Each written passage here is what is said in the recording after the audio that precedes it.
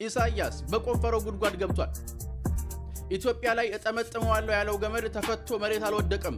ይልቅንስ የጠመጠመው ገመድ ተፈቶ ራሱ ኢሳያስ አፈወርቂ አንገት ላይ ተጠምጥሟል።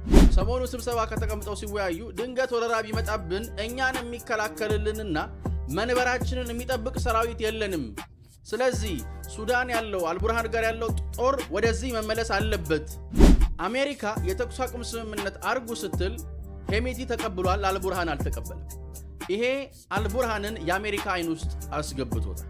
ቤንሻንጉል ላይ አለፍ ብሎም ጉባ አካባቢ ጦርነት ለማስጀመር የሚያመቻቻቸውን ጉዳይ ለመፈልፈል ብዙ ሲሰሩ ነበር። አሁን ራሳቸው አልቡርሃንና ኢሳያስ ፍጥጫ ገጥመዋል። የመኖርና ያለመኖር ዕጣ ፈንታ ላይ ነው ያለው። አልቡርሃን ለራሱ ጭንቅ ላይ ነው። ለራሱ መውጫ መግቢያ ያጥቷል። ለራሱ የሚይዘው የሚጨብጠው ነገር ግራ ገብቶታል። ከኢትዮጵያ ጋር ገብቶበት የነበረው እርቅ በጣም ብዙ በረከት የነበረው ተገፍቶና ተገሎ ከነበረበት የዓለም የፖለቲካ መድረክ ዳግም የመለሰ በዲፕሎማሲው ዓለም ተስፋ ሰጪ ጭላንጭሎችን እንዲመለከት ያደረገ ከተባበሩት መንግስታት ድርጅት እስከ ኢጋድ ድረስ ኢትዮጵያ በርካታ ሐሳቦችንና እውነቶችን ለኤርትራ የሚጠቅሙ ጉዳዮችን ያሳየችበት ደራሽ የሆነችበት ነው። በማያገባው ሲገባ ለሰው በሽታ ሲፈለፍል ኢትዮጵያ ላይ ሴራ ደውራለሁ ሲል ኢትዮጵያ ላይ መከራ ፈጥራለሁ ሲል ያው የባሰ ነገር መጥቶበታል። ሕጂ ራዩ 15 ኻሊት አጋር ንኸሐልፍ ይፍቀደሉ ማለት ይበዚ አጋር ልክ ዜሮ ኢላ ኻል ቀይሕ ምስ ወልዕ ድማ ስንት የማደግ ተስፋ ያላትን ስንት የመክበር እድል የነበራትን ሀገር በሴራና በተንኮል ሸብቦ የግል ንብረቱን ለማድረግ አንድ አምባገነን በሄደበት ርቀት ነው ዛሬ ይህ እንደ አዲስ የሚወራበት። ለኤርትራ ህዝብ በጣም ነው የሚታዘነው። ሻቢያ ለዚህ ነው የሌሎች ሀገራትን ብቻ ሳይሆን የኤርትራ ህዝብና የኤርትራም ጠላት ነው ብለን የምናነሳው። ሰላም ጤና ይስጥልን ውድ ዮሐንስ ኮርነር ቤተሰቦች እንዴት አላችሁ? አላችሁ ወይ?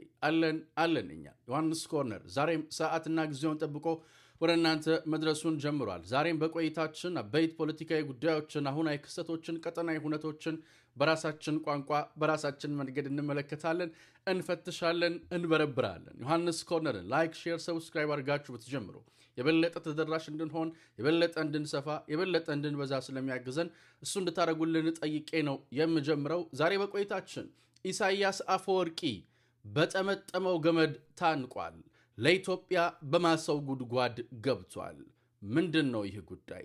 በቆይታችን የምንመለከተውና የምንፈትሸው ይሆናል። ቪዲዮቻችንን ሼር ማድረጋችሁን ላይክ ማድረጋችሁን አትርሱ ብዬ ነው የምጀምረው። እንግዲህ እንደምታውቁት የኤርትራው ፕሬዝዳንት ኢሳያስ አፈወርቂ በግብፅ አዛዥነት እየተመሩ ኢትዮጵያን ቀለበት ውስጥ ለማስገባት ሲታትሩ እንደነበረ የምታውቁት ነው። ምንም እንኳን ለኤርትራ ህዝብ ጠብ ያለ ነገር መስራት ባይችሉም እንደው ግን ሴራ በመውለድ ሴራ በማማጥ ተጠምደዋል። ይሄ የምታውቁት ነው። እንደውም ሰሞኑን አሳይቻችሁ ነበር አይደል?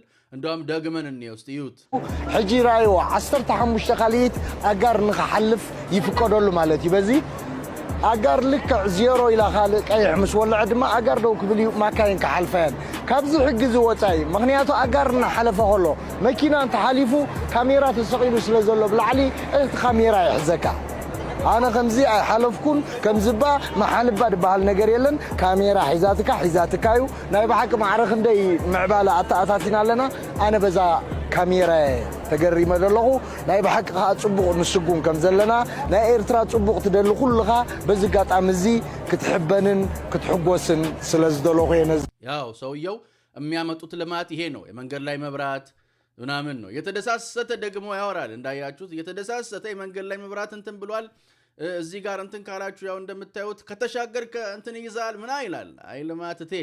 አይ ልማትቴ ስንት የማደግ ተስፋ ያላትን ስንት የመክበር እድል የነበራትን ሀገር በሴራና በተንኮል ሸብቦ የግል ንብረቱን ለማድረግ አንድ አምባገነን በሄደበት ርቀት ነው ዛሬ ይህ እንደ አዲስ የሚወራበት። ብቻ ከታዘነ ለኤርትራ ህዝብ በጣም ነው የሚታዘነው። ሻቢያ ለዚህ ነው የሌሎች ሀገራትን ብቻ ሳይሆን የኤርትራ ህዝብና የኤርትራም ጠላት ነው ብለን የምናነሳው እንዲህ አይነት መንግስት ስለሆነ ማለት ነው። እና ሻቢያ ኢትዮጵያን ቀለበት ውስጥ ለማስገባት ሲታትር የነበረው እንደምታውቁት አንዱ ከአልቡርሃን ጋር በጋራ በመሆን ነው። አልሲሲ አልቡርሃንና ኢሳያስ ሆነው ይሄን ለማድረግ ሲታትሩ ነበር። እንግዲህ እንደምታውቁት ዘገባው ሁሉ ባንዳውም ባዳውም እየተነሳ ለመናገር የሚሞክረው ዘገባ ሁሉ አልቡርሃን ኢሳያስና አልሲሲ ኢትዮጵያን ቀለበት ውስጥ አስገቧት፣ ተከበበች ነው። ያው ይሄ ተከበበች፣ ይሄ ቀለበት ውስጥ ገባች የሚነሳውና የሚመነጨው ከሶስቱ ኢትዮጵያን ለማተራመስ ከሚጣመሩ ኃይሎች ነው። ከግብፅ፣ ከአልቡርሃን እንዲሁም ከኢሳያስ። ግን ኢሳያስ በቆፈረው ጉድጓድ ገብቷል። ኢትዮጵያ ላይ እጠመጥመዋለሁ ያለው ገመድ ተፈቶ መሬት አልወደቀም። ይልቅንስ የጠመጠመው ገመድ ተፈቶ ራሱ ኢሳያስ አፈወርቂ አንገት ላይ ተጠምጥሟል። ራሱን አንቆታል።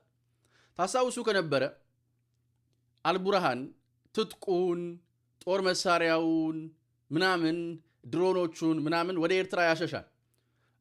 ሐምዳን ዳጋሎ ሄሚቲ እየገፋ ሲመጣ ኋላ ላይ ለመከላከልና ከዛ በኩል አጥቅቶ ለመምጣት ጦር መሳሪያዎቹን ከባድ መሳሪያዎችን ኤርትራ ያስቀምጣል እና እኛ ኢሳያስ የቀደመ ልምድ ስላለው እነኚህን የጦር መሳሪያዎች አይመልስለትም፣ ኋላ ላይ ለጸባቸው ምክንያት ሊሆን ይችላል እያለን ነበር። አሁን በተቃራኒው በመሳሪያ ብቻ ሳይሆን በሰው ተጣልተዋል።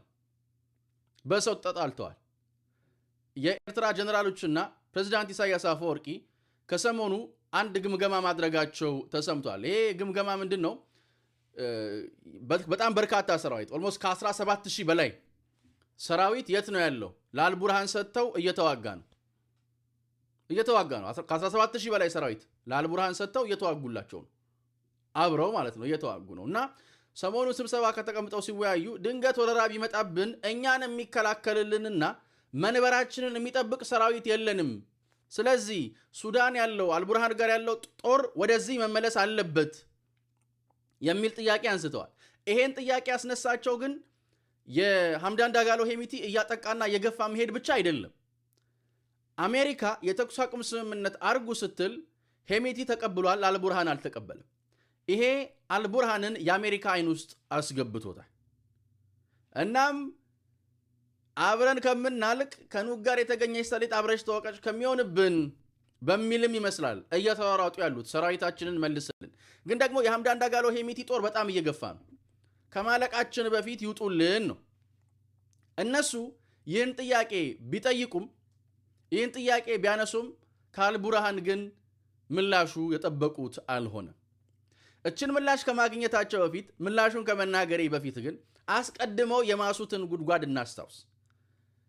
ቤንሻንጉል ላይ አለፍ ብሎም ጉባ አካባቢ ጦርነት ለማስጀመር የሚያመቻቻቸውን ጉዳይ ለመፈልፈል ብዙ ሲሰሩ ነበር። ሻቢያ ሁለት አበይት ስትራቴጂዎችን ነድፎ ነበር ሲንቀሳቀስ የነበረው። የመጀመሪያው ኢትዮጵያ ውስጥ በተላላኪና በታጣቂዎች በአሸባሪዎች መንግስትን እረፍት መንሳት። ይህ አልተሳካለትም፣ አልሆነለትም፣ አቅመ ቢስ ሆነበት። እንደ ሁለተኛ አማራጭ ይዞት የነበረው ሌሎች አካባቢዎች ላይ ያሉ መበታተኖችን እንትን ብሎ በፋኖ ስታክ አድርጎ ለመቆየት ስንቅም ትጥቅም መስጠትን እንደ አማራጭ ይዞ ነበር። እሱም አላዋጣው። ስለዚህ ወዲያ ከአልቡርሃን ጋር ተመቻችቶ ይዞት የሚመጣውን ቁማር እንደ ተስፋ ጠብቆት ነበር። እሱን ደግሞ የሚያስፈጽምላቸው እሱ ደግሞ እንዲሆንላቸው ሊያደርግ የሚያስፈልገውን አስቻይ ሁኔታ ማግኘት አልቻሉም። አልተሳካላቸውም፣ አልሆነላቸውም። አሁን ራሳቸው አልቡርሃንና ኢሳያስ ፍጥጫ ገጥመዋል። ይሄንን ፍጥጫ የፈጠረው ደግሞ 17137 የሚሆኑት የኤርትራ ወታደሮች አልቡርሃን እጅ ላይ ይገኛሉ። ሻቢያ መልሱልኝ አለ። ይሄኔ አልቡርሃን እምመልሰው ግን ከነትጥቃቸው አይደለም የሚል አጭር ምላሽ ሰጥተዋል። ምክንያቱም የመኖርና ያለመኖር ዕጣ ፈንታ ላይ ነው ያለው። አልቡርሃን ለራሱ ጭንቅ ላይ ነው። ለራሱ መውጫ መግቢያ ያጥቷል። ለራሱ የሚይዘው የሚጨብጠው ነገር ግራ ገብቶታል። የሐምዳን ዳጋሎ ሄሚቲ ጦር ገፍቶ እየመጣ ነው። ከ9 ወር በፊት ስናነሳ እንደነበረው በሱዳን ፓወር ሽፍት ልንመለከት እንችላለን። አልቡርሃን ከአሜሪካኖቹ ጋርም ተቃቅሯል። አልሲሲ ከምንም ነው የማያስጥለው። ኢሳያስ 17000 በላይ ጦሮችን 17137 ጦሮችን ስጡኝ ሲል አልቡርሃን ከነትጥቃቸው አልሰጥም የሚል አጭር ምላሽ ሰጥቷል።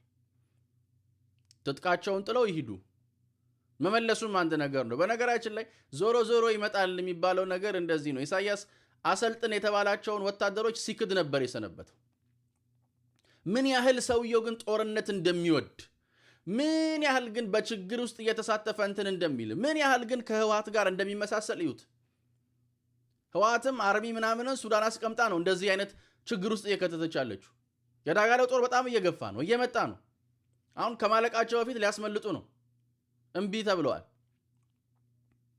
ትጥቃቸውን ጥለውልኝ ይሄዱ የሚል አጭር ምላሽ ነው አልቡርሃን የሰጠው በዚህ የተነሳ ከፍተኛ ውጥረት በሻዕቢያና በአልቡርሃን መካከል ነግሷል ሰሞኑን ወየው ስትሉ የነበራችሁ አልቡርሃንና ኢሳያስ ሆነው ደውረዋል ሴራ ይዘው መጥተዋል በቤኒሻንጉል ሊመጡ ነው ጉባ ቀለበት ውስጥ ነው ኢትዮጵያ ቀለበት ውስጥ ናት የምትሉ ሰዎች እንዴት ናችሁ ሰላም ናችሁ እኛ ለቀጠናው ሰላምና ደህንነት ነው የምንመኘው ግን ለቀጠናው ሰላምና ደህንነት ማጣት ተባብረው ቫይረስ የሚሆኑ አካላቶች ራስ በራሳቸው እንደዚህ አይነት ነገር ውስጥ ሲገቡ የምንመለከተው ወደ ጎን ነው እንዲህ ሰረቅ ያረግን ነው የምናያቸው ምክንያቱም ይዘውት ይመጡትን ጣጣ ስለምናውቀው ለመፍጠር የሚፈልጉትን ችግር ስለምናውቀው ማለት ነው እናም እነኚህ የጥፋት ኃይሎች ራሳቸው በማሱት ጉድጓድ እየገቡ ነው በነገራችን ላይ መሳሪያቸውን ጥለው እንደው እንትረፍ ብለው የወጡ 371 የሚሆኑ የኤርትራ ወታደሮች ትንሽ ሸሸት ብለው ሄደዋል 371 ሰዎች ብቻ ናቸው እስካሁን ሄዱት ከ17000 ምናምን ሰዎች 371 ብቻ ናቸው እስካሁን የተመለሱት ሻዕቢያ በማያገባው ሲገባ ለሰው በሽታ ሲፈለፍል ኢትዮጵያ ላይ ሴራ ደውራለሁ ሲል ኢትዮጵያ ላይ መከራ ፈጥራለሁ ሲል ያው የባሰ ነገር መጥቶበታል በነገራችን ላይ ሻዕቢያ ውለታ ቢስ ስለሆነ ነው እንጂ ከኢትዮጵያ ጋር ገብቶበት የነበረው እርቅ በጣም ብዙ በረከት የነበረው ነው በጣም ብዙ በረከትን ይዞ የመጣ ተገፍቶና ተገሎ ከነበረበት የዓለም የፖለቲካ መድረክ ዳግም የመለሰ በዲፕሎማሲው ዓለም ተስፋ ሰጪ ጭላንጭሎችን እንዲመለከት ያደረገ ከተባበሩት መንግስታት ድርጅት እስከ ኢጋድ ድረስ ኢትዮጵያ በርካታ ሐሳቦችንና እውነቶችን ለኤርትራ የሚጠቅሙ ጉዳዮችን ያሳየችበት ደራሽ የሆነችበት ነበር የኤርትራን ኢኮኖሚ ሊያግዝና ሊጠቅም የሚችል በጣም በርካታ በረከቶችን ሊያገኝ የሚችልበት ነበር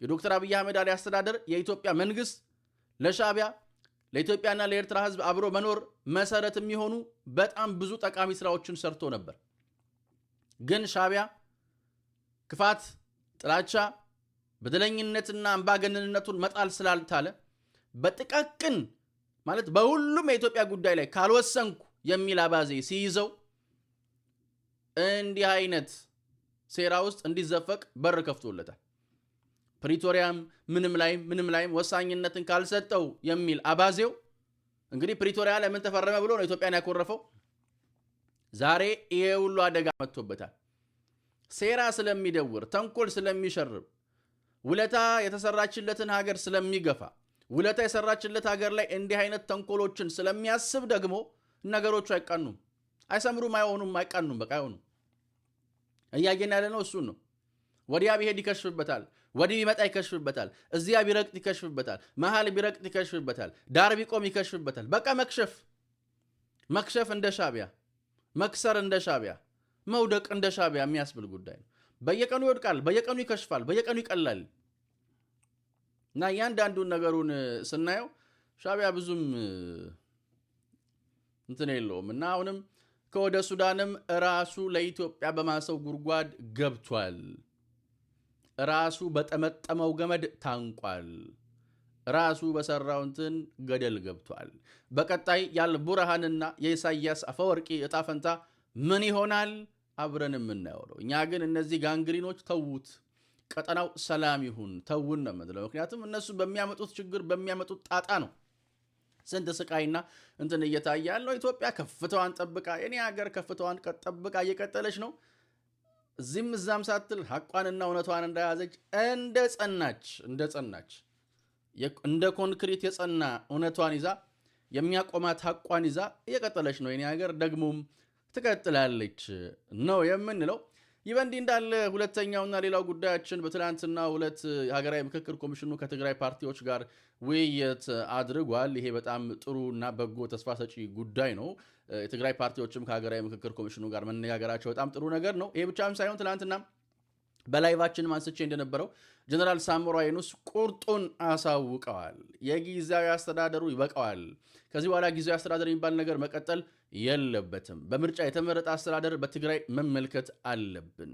ይህም ብቻም አይደለም ያሉት ምርጫ የሚባል ጨዋታ ውስጥ እኔ ካለው ይካሄዳል፣ እኔ ከሌለውበት አካሄድም የሚል ምርጫን ለግል ፍጆታ ለማዋል የሚደረግ እንቅስቃሴ አላስፈላጊ ነው፣ አይጠቅምም፣ አይበጅም፣ በጣምም ስርዓት አልበኛ ጉዳይ ነው ሲሉ አጽንኦት ሰጥተው ተናግረዋል። ይሄም ብቻም አይደለም፣ ሰርፕራይዝ ባደረገን መልኩ የቀድሞ የኢትዮጵያ መከላከያ ሰራዊት ኢታማዦር ሹም የነበሩት ጀነራል ሳሞራ የኑስ በትግራይ ምርጫ ከተካሄደ በቀጥታ እሳተፋለሁ ብለዋል። እንዴት ይሳተፋሉ፣ ማንን ወክሎ ይሳተፋሉ የሚለውን አብረን የምናይ ይሆናል። ነገር ግን በጣም ጥሩ ነው ለትግራይ ህዝብ አማራጭን ማቅረብ። ሁሉም እንደዚህ ህጋዊውን መንገድ ተከትሎ ተስፋ ሰጪ እንቅስቃሴ ሲያደርግ ደስ ይላልና እንዴት ይሳተፋሉ፣ ማንን ወክሎ ይሳተፋሉ፣ በምርጫ እንዴት ይሆናል የሚለውን አብረን የምንመለከተው ነው የሚሆነው። እንግዲህ ምርጫ ወሳኝ ጉዳይ ነው። ባለፈው ጀነራል ታደሰ ወረደ ከምርጫ ቦርድ ጋር ተወያይተው ከሄዱ በኋላ በትግራይ ክልል ምርጫ ሊካሄድ የሚችልባቸውን ቦታዎች አጥንተን እናሳውቃለን፣ አስቻይ ሁኔታዎች ያሉበት ሁኔታዎች አጥንተን እናሳውቃለን ብለዋል። አስቻይ ሁኔታዎችን መፍጠርም ስለሚያስፈልግ እሱ ላይም ቢሰራበት ሰርተውበት ጊዜያዊ አስተዳደሩ ሰርቶ አስቻይ ሁኔታዎችን ፈጥሮ በህገ መንግስታዊ መብት ያለው በህዝብ የተመረጠ መንግስት ትግራይን ማስተዳደር አለበት የሚለው በጣም ወሳኝ ምዕራፍ ነው። ጀነራል ሳሞራ የኑስ የሚያነሱት እሱን ነው ለማለት ነው። እኛ ግን ሁሌም እንደምንለው እንደማይለወጥ አንድና ውድ ቃል አዲስ ትውልድ አዲስ ተስፋ፣ ሁሉም ጥሩ ይሆናል፣ ሁሉም በጎ ይሆናል፣ ሁሉም ሸጋ ይሆናል። የኔና የእናንተ ሀገርም እንደ ልማዷ ታሸንፋለች፣ እንደ ልማዷ ድል ታደርጋለች። ፈጣሪ ኢትዮጵያና ህዝቦቿን አብዝቶ አብዝቶ አብዝቶ ይባርክ። ቸር ቆዩን። የነገ ሰው ይበለን። ቼርስ